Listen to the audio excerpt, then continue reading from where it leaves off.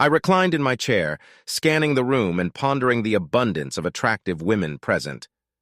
Why did Marc Lavaliere opt for my wife? What made her agree? And why did she leave me? With our kids growing more independent and likely not returning home soon, Linda and I had already outlined our plans for when we have the house to ourselves. Once back, I had entertained thoughts about the future dynamics between Linda and me, assuming we'd grow closer with increased quality time together. Then it dawned on me abruptly.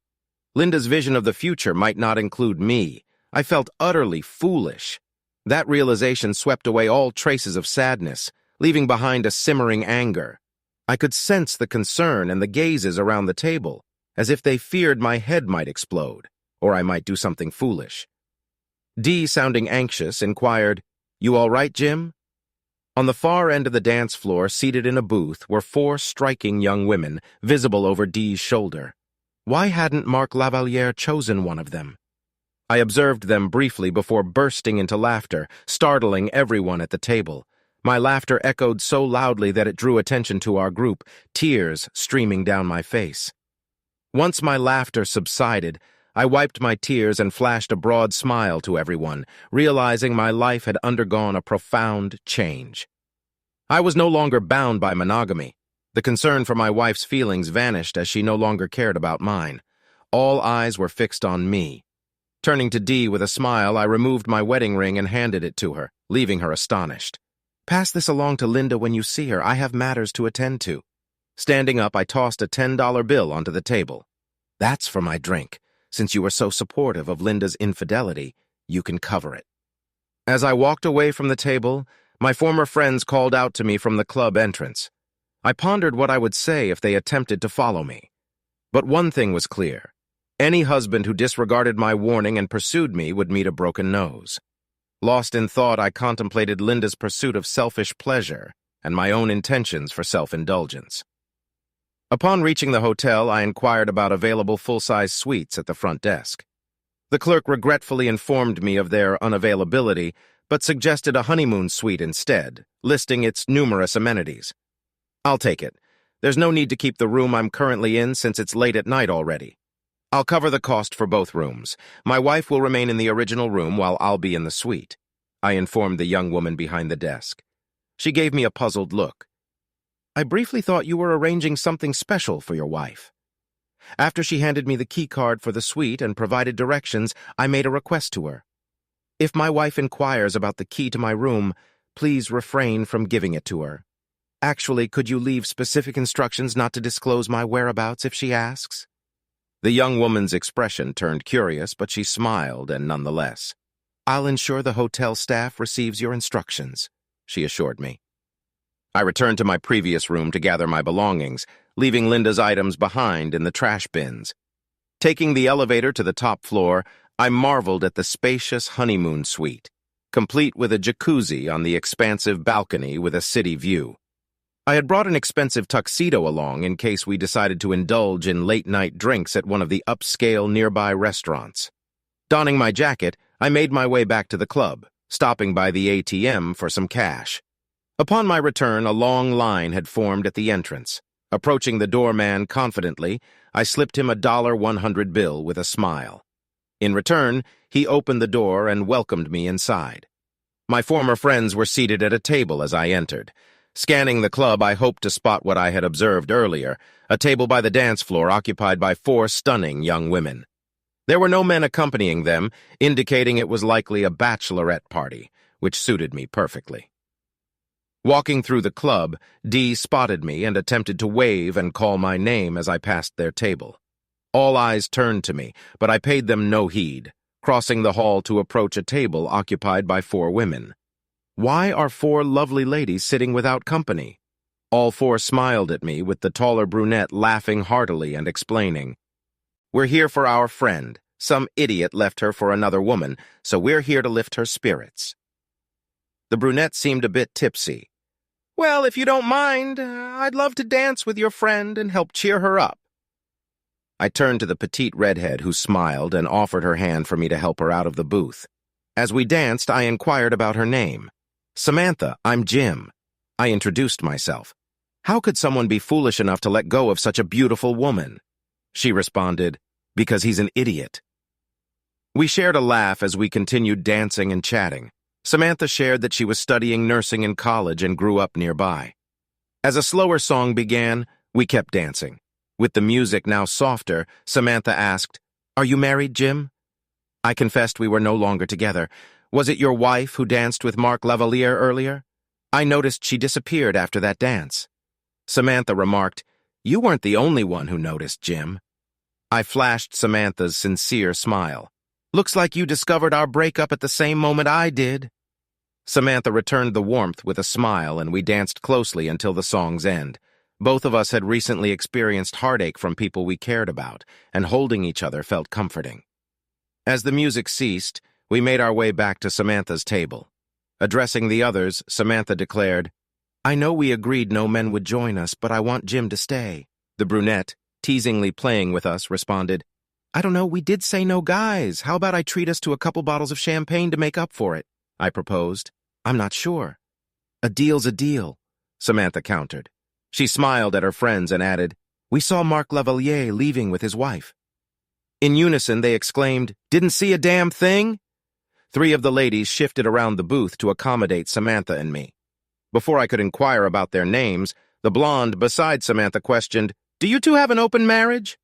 "Absolutely not," I affirmed. Then another blonde chimed in, "What did she say to you?" "Nothing.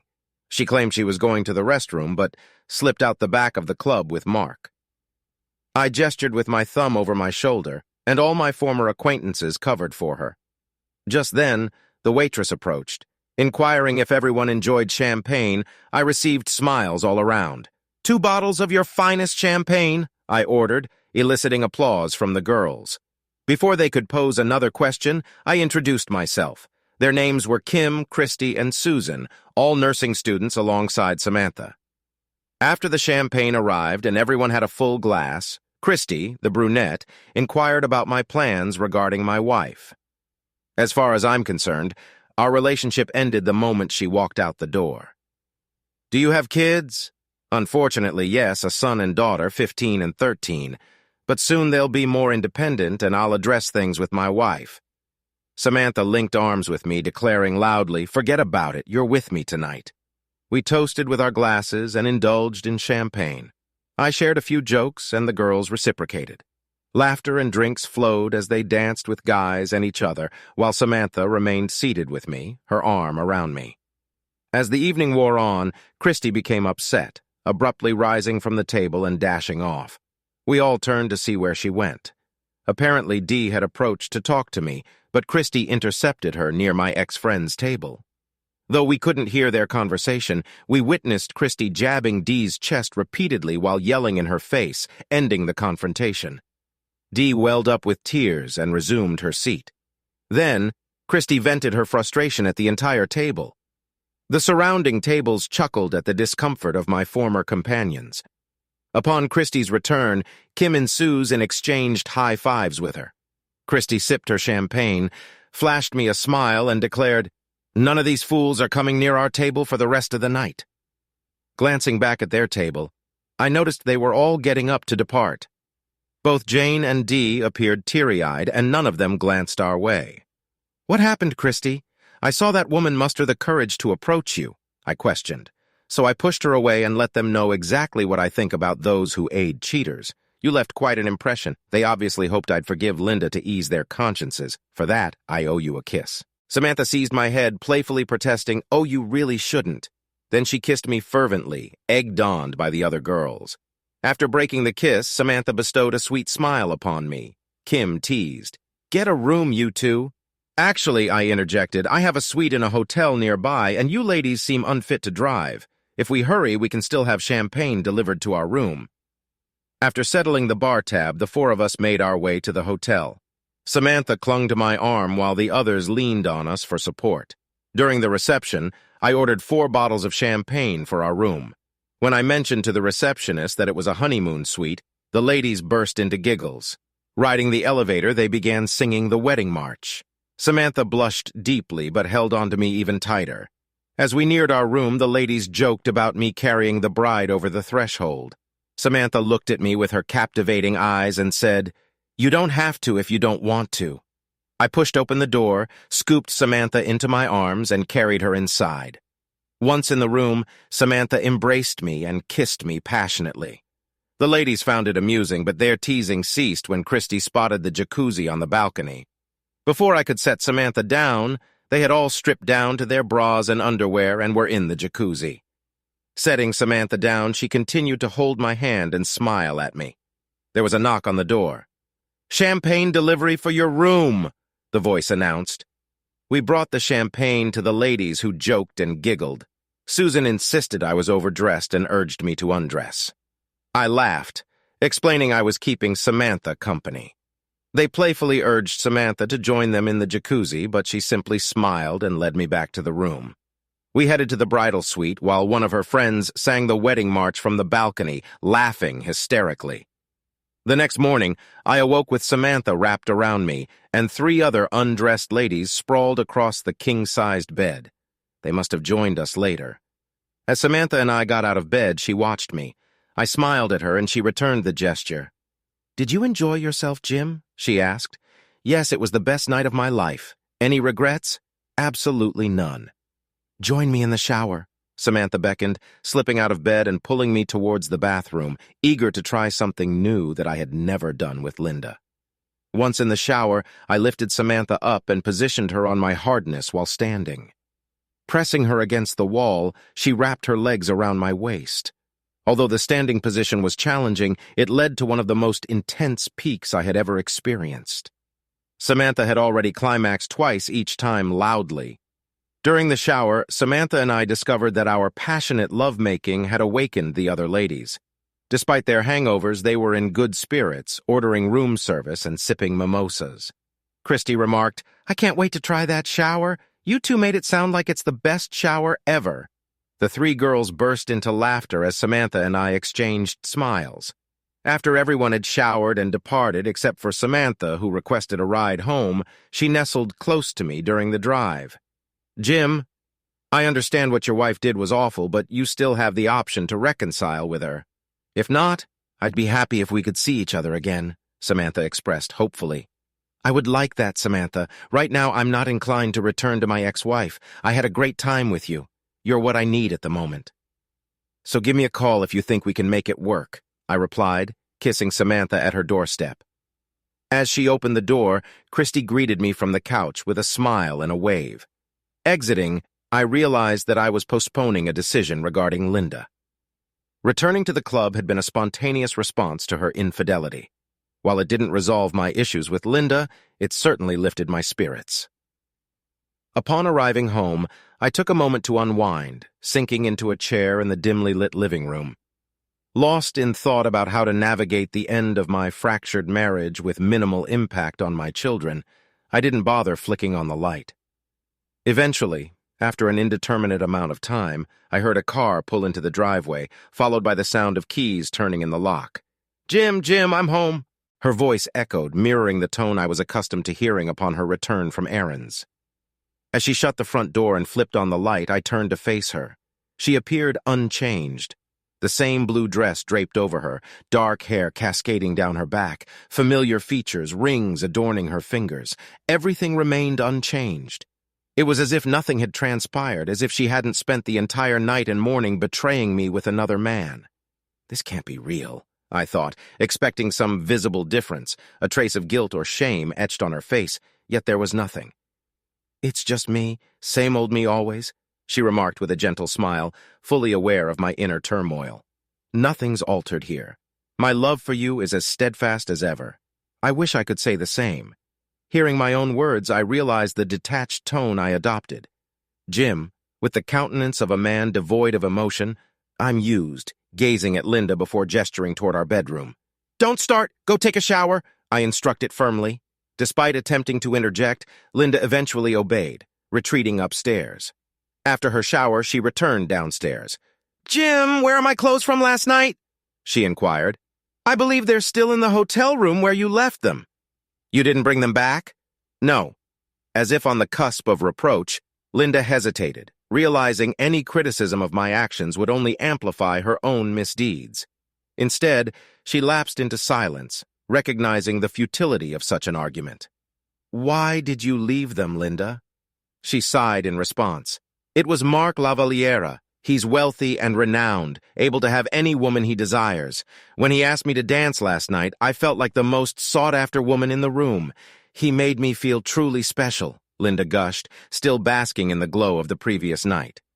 As she spoke, it was evident she had become lost in reminiscing about the moments shared with Mark, completely disengaged from our conversation. It was in that moment that I realized it was truly the end. Linda will forever treasure her time with Mark Lavalliere more than any moment with me.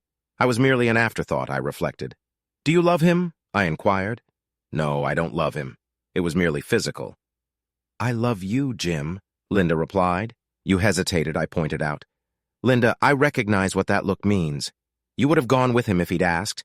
It was just one night. It was just physical. The conversation ends here. I need time to think. Pack some things for yourself and the children and stay with your parents for the week. But Jim, the discussion is closed. If you truly want to resolve this urgently, given how I'm feeling, you won't get the outcome you desire," Linda retorted. This time, there was anger in my tone and expression. Linda packed her bag and departed. As soon as she was out of sight, I set my plan in motion. Seeing Linda at the doorway in her familiar blue dress, unchanged, triggered an epiphany. I realized that change was necessary for my survival. I contacted my boss requesting 2 weeks off, then rented a truck and purchased supplies from the hardware store, wood, drywall, paint, and 2 exterior doors. Upon returning home, I gathered my tools and got to work. Firstly, I removed the front door and the surrounding windows.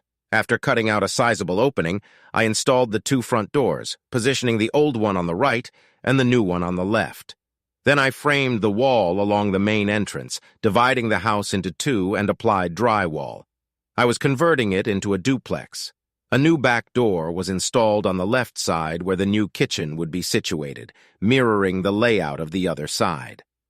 The office was transformed into a 3rd bedroom on my side, while the dining room became the 3rd bedroom on Linda's side. Once completed, each side of the duplex nearly matched, except for the detached garage on Linda's side, which I plan to replicate on mine later. I changed the garage lock and the access code on the garage door to ensure only I had entry. Additionally, I erected a fence in the backyard, dividing it precisely in half, thus creating a duplex. I made daily calls to my children, informing them of my ongoing house renovations. Despite Linda's persistent request to talk, I insisted I wasn't ready to listen. A few days later, I reached out to Samantha, eager to hear her voice and perhaps arrange more time together. "I thought you had forgotten about me," she remarked. "I can't get you out of my mind. Would you consider going on a trip together?" I proposed.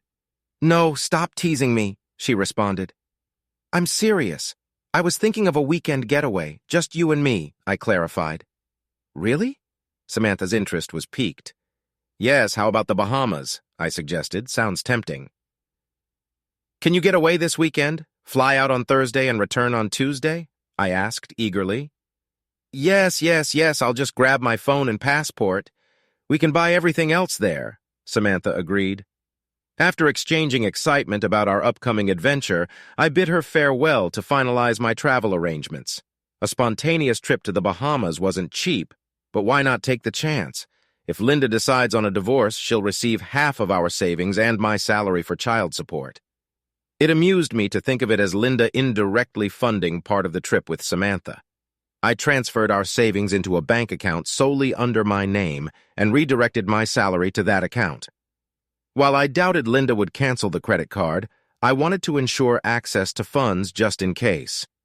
Working tirelessly for 16 hours a day, I managed to erect most of the walls, albeit with some areas left unfinished on my part. By Wednesday, I had painted and trimmed the central wall on Linda's side. I knew I'd later need to separate utilities like electricity, gas, and water.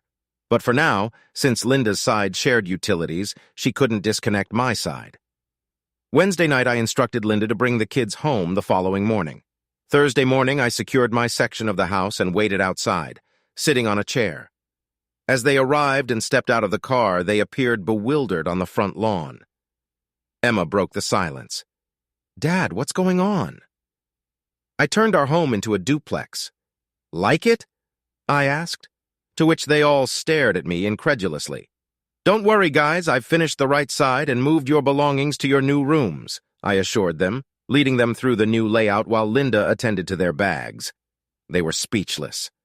Our tour concluded in the living room of the right side. But, Dad, the living room is much smaller, Tommy observed. Don't fret, you won't even notice. Plus, I plan to add a garage on the other side and eventually a pool with a jacuzzi, I promised, eliciting smiles from the children. Linda prompted the children to unpack while she exchanged glances with me, seemingly eager to talk. Instead, I joined the kids, helping them settle in and ensuring they had everything they needed. After unpacking, I pulled out sandwiches from a local deli, and we gathered around the kitchen table for lunch. Dad, what's all this about? Emma queried, or focused mostly on Linda's reaction after spending the past few days with her. It was evident to Emma and Tommy that something was amiss with their mother dodging their inquiries. Oh, we're nearing empty nest status. I've realized that things are bound to change. I'm just getting prepared, that's all. I mentioned. Gee, Dad, you could have at least talked to us first to see how we feel about it, Emma remarked. Well, actually, it was Mom's idea. She felt we needed to change. Something different, I explained, grinning at Linda, who appeared surprised. Mom, why make such a big decision without discussing it with us? Emma questioned. Yes, Mom, don't you care about our thoughts? Linda seemed puzzled. It was just a misunderstanding. Your father misinterpreted how I felt. Linda responded. I don't know, dear. You seemed quite certain then. Once I saw your unwavering commitment, I knew there was no turning back, I added, causing Linda to appear on the verge of tears before she left the room. Tommy asked, What's up with Mom lately? She's been crying over everything. I relate. I shrugged and suggested they ask her. Before Emma could ask more, I informed them of my planned trip out of town, ensuring them I'd call every evening but be unreachable otherwise. I kissed their heads and swiftly made my way to the door. I wondered if they noticed my lack of goodbye to their mom, who was in the bedroom. I picked Samantha up and we hit the road. It was an incredible experience. First-class flights, a luxurious resort, and royal treatment, a weekend filled with sun, sand, waves, food, and drinks. Simply fantastic. Samantha was genuinely appreciative and showed her enjoyment at every turn. By the time we headed back, we were both bronzed and so familiar with each other's bodies. After Samantha off on Tuesday, she kissed me passionately. Do you want to spend one more night? She asked. Yes, but we need to meet in person sometime and you have classes tomorrow. Call me before bed. I need to hear your voice. After our final kiss, I drove home feeling content. Samantha mentioned last night that she could see herself falling for someone like me. Pulling up to my house, I noticed Linda's car in her driveway. Opting to avoid her, I parked on the street in front of my side. While unpacking, Linda knocked on my door. You're back, she noted. Yes, I am. Can we talk? Sure, what's on your mind? Can I come in? No, this is my space and you're not welcome here. Ever, I asserted, leaving Linda visibly taken aback before she retreated to her room. The realization hit me that living on her side of the duplex was not going to happen. We sat at her kitchen table. Jim, I love you. I want things to go back to normal, she said. It won't happen, I replied. Why not? She asked. Because if you haven't noticed, you did something that changed how I feel about you forever. That shouldn't define us, she argued. Actually, it does. Nothing will erase what happened or how I feel about it. But I still love you, I said, gathering my thoughts. Imagine we're on a date with friends. You leave me for another man and spend the entire night and morning with him. If this happened on our first date, would there have been a second? But Jim, it was Mark, she pleaded. I don't care who it was. You chose someone else over me. You chose to sneak out of the club and be with Mark Lavalier. It was just one night. You've had your whole life to show me you love me. The moment someone more famous spoke to you, I became insignificant, I explained. Does this mean I should keep you away from all famous people? There's a marathon this weekend. Will you sleep with the winner? She countered. Jim, that's not fair, she protested. In a calm voice, I responded, So now you want fairness? You want a chance to minimize what you did, to talk me out of my anger, to shame me for feeling betrayed, a fair chance to accuse me of not prioritizing our family over my own pain. It seems I'm the only one expected to be fair in this relationship." I reached for her hand and she reluctantly took it. We locked eyes and I knew I was about to deliver a painful blow. Linda needed to understand how our future relationship would unfold, and I was eager to show her. "It's too late, Linda, too late. Yes, it's too late. I found someone else," she revealed. "No," I countered. Linda recoiled, pulling her hands from mine. "Do you know who it is?" she asked. "I'm sure Dee and your friends told you about the redhead I danced with." "The one who held me tightly," I confirmed. "The woman who took your place on the anniversary you discarded when the words replaced and threw you away where said came to her." I gazed into Linda's eyes and detected sadness. I understood that Dee must have sent Linda pictures of Samantha and me dancing closely, resembling lovers. With simmering anger in her voice, Linda asked, "Are you doing this to retaliate against me? Introducing some 24-year-old girl to me to even the score? Actually, she's 21. I spent 4 days with her in the Bahamas. Remember that dream vacation we always talked about? It was fantastic." I knew I wore a broad smile as I spoke, unable to contain my excitement. The weekend truly had been remarkable. Linda glared at me once I finished speaking. I sensed my words had stoked her anger. I knew my lingering smirk only fueled it further. Reminding myself of the children, I took a deep breath, willing my face to relax and the grin to fade. Linda's eyes burned with fury, indicating she was about to unleash a torrent of condemnation. But upon seeing my grin resurface, she realized I anticipated every word she intended to utter. Linda froze. Then she let out a slow exhale, shut her mouth, and rested her hand on the table. We sat in silence, locked in a stare. I could tell Linda wanted to lash out at me, to scold me for my actions. However, she recognized she had lost her moral high ground. The leverage she relied on in our relationship was built on love and trust, qualities she had casually discarded for a single night of passion. It dawned on Linda that her actions had exacted a heavier toll than she had anticipated. I'm certain that when Linda made the decision to be with Mark, she believed she was just cashing in some of the chips she had accumulated throughout our marriage. It finally dawned on her that she had recklessly put everything on the line. Linda sat silently for a moment, her hands clasped together on the table, staring off. "It doesn't matter. I love you. Yes, you keep insisting that your love holds special significance. But why should I value your love when it's clear that my love for you means nothing to you after what you've done? So why should I care about your love? But I don't want to lose you. Well, I failed to understand how you thought you could shatter my trust completely and still expect to keep me. You took me for granted and now you don't deserve me." Linda appeared bewildered. "I'm going to my place. There's still a lot of work to be done around the house. I'll be back for dinner with you and the kids. Please don't bother me until then." I stood up and headed back to my apartment. Linda wept as I departed. Leaving Linda was incredibly painful.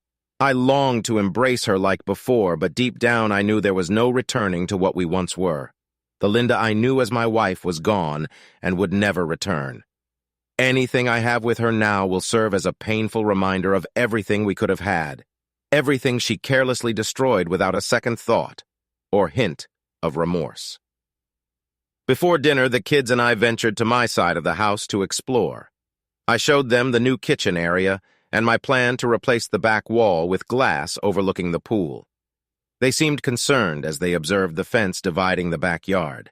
They grasped that this side would be mine. Then I indicated where their new rooms would be on my side of the house. "Dad, why do I need 2 bedrooms here?" Tommy inquired. "Because this side is going to be my home and that side will be your mother's home," I explained. "Emma, are you and Mom getting divorced?" Tommy asked.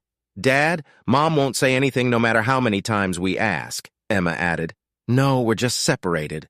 I don't want to be a weekend dad, so I thought it would be best to split the house and you two can choose which side you want to live on." Just as we were about to continue, Linda popped her head through the front door to announce that dinner was ready. We ate in silence, with Linda appearing tense. It was evident that the children had picked up on more than we realized. Tommy blurted out too loudly, "I'll move in with Dad once he's done decorating my room." Linda's face registered shock. "Dad told you we're splitting up. We're not. It's just a misunderstanding and we're still discussing it, Linda clarified. Emma slammed her hand on the table and exclaimed, "Who's changing? I want to know." Emma and Tommy exchanged looks between Linda and me. I locked eyes with Linda, who avoided my gaze and stared at her plate. When Linda began to cry, the children got their answer. I informed the children that their mother was exhausted and needed rest. Guiding Linda to the bedroom, I assisted her in undressing and tucked her into bed. Taking a quick kiss on her forehead, reminiscent of comforting a child after a nightmare, I switched off the light and closed the door.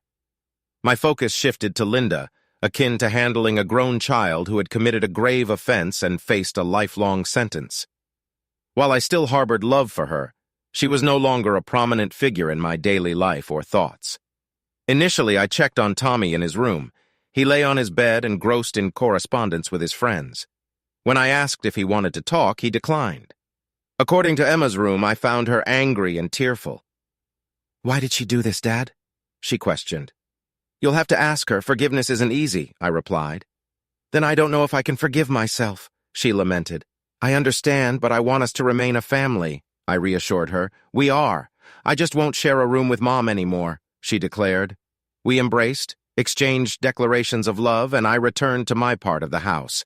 This became our new routine, as I typically left for work before the kids woke up. Our mornings remained unchanged. Linda and I continued to split responsibilities for shuttling the kids to their various activities and events. Family dinners persisted in Linda's section of the house whenever possible.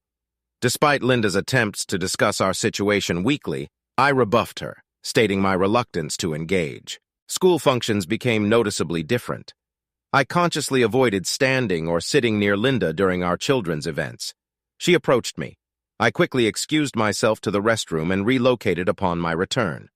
I was rarely alone for long, as single or divorced acquaintances often gravitated toward me. They invariably inquired about our relationship status, to which I consistently replied that we were separated as of the following month. I invested in new attire, appliances, kitchen fixtures, and furnishings from my side of the house, transforming it into a stylish bachelor pad with a large TV and updated entertainment system. I spared no expense. When I acquired a high-end convertible, Linda voiced concerns about our finances. "Jim, can we afford all this?" "The car must have been expensive. Linda, my car was older than yours by 8 years, and I needed an upgrade. You've always replaced your car twice as often as I did, so I decided to catch up on those missed years with my new car. And as for everything else that's new, did you really expect me to live in a rundown place? What about the furniture? I thought I was considerate by not making you part with any of the furniture you chose for your home. I'd be happy to share it with you." "It's fine. Your taste in furniture never appealed to me. Why didn't you say something earlier?" "I kept quiet because I wanted you to be happy. Furniture wasn't a big deal to me." I let her ponder that for a moment. "Don't worry, we're financially stable. Actually, the house is paid off, and once the kids move out, my side will be too big for me. I plan to rent it out for extra income, so money won't be an issue." Linda flashed me her most approving smile, the "someone's getting lucky today" smile, and reached out to pat my shoulder. "I'm not complaining. I like your new car, and you look great in your new clothes. Thanks. I can't take all the credit. Tommy and Emma wanted a convertible to drive, and Samantha helped me pick out the clothes and furniture. Turns out we have similar tastes." At the mention of Samantha, Linda's smile faltered, and her hand dropped from my shoulder. "Oh, I was just curious." With that, she turned and walked away. I hadn't meant to flaunt Samantha in Linda's face, but she was becoming a significant part of my life. I also realized that I often thought about Samantha and seldom about Linda's feelings. Samantha started frequenting my side of the house regularly. Eventually, Tommy moved into my side as his main bedroom. Emma, who had mostly stayed on Linda's side, began spending more time with Samantha. Samantha seemed to assume the role of Emma's cool older sister.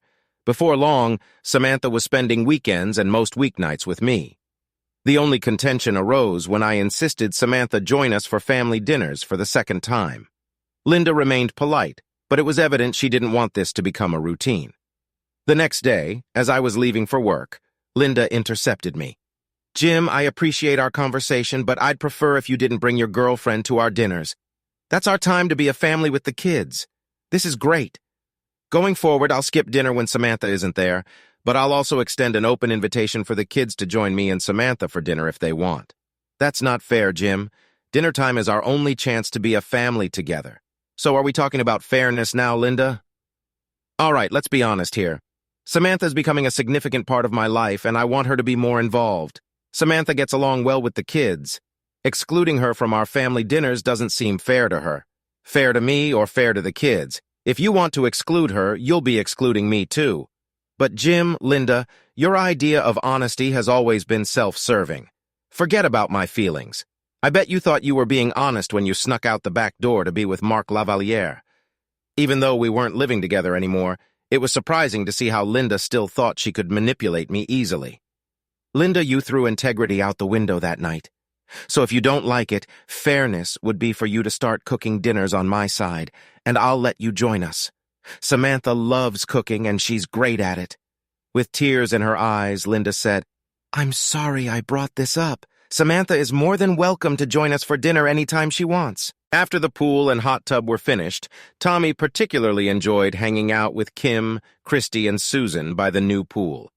They shamelessly flirted with Tommy, engaging in a friendly competition to see who could make him blush the most. Their competition escalated with tighter swimsuits, but Christy had an advantage with her ample curves. When she kissed Tommy in the pool, pressing her chest against him, she won the contest. Tommy couldn't leave the pool for a good 10 minutes despite the cold water. Tommy was undoubtedly the winner in their game, gaining confidence and eventually getting a girlfriend at school. Once the girls met Tommy's girlfriend, they stopped flirting with him and treated her like the luckiest girl. Samantha has some amazing friends. And no, I never allowed Linda to visit my side of the house. I didn't want her complicating my relationship with Samantha. Unfortunately, a few years later, Samantha graduated from high school, and our relationship ended.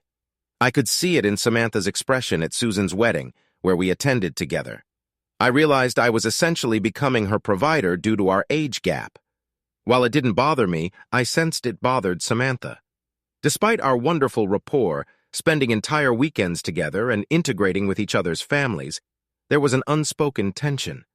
As Samantha hinted at relocating, I proposed to her, but she expressed her desire to adhere to a family tradition instead.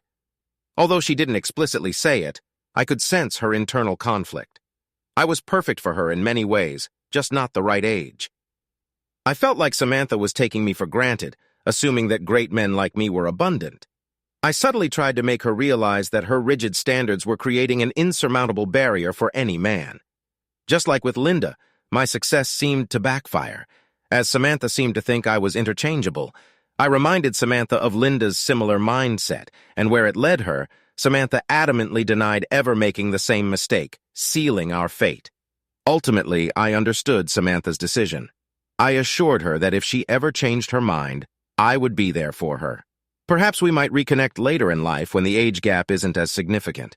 I cherished every moment spent with Samantha, appreciating her honesty in our conversations, unlike Linda's deceitful actions. As for Linda's friends, who were once my own, they occasionally tried to persuade me to reconcile with Linda, but their arguments fell flat. I would counter their arguments with the reality of how it feels to be cheated on by your spouse, which they seemed to find acceptable and even encouraged, based on what I witnessed that night.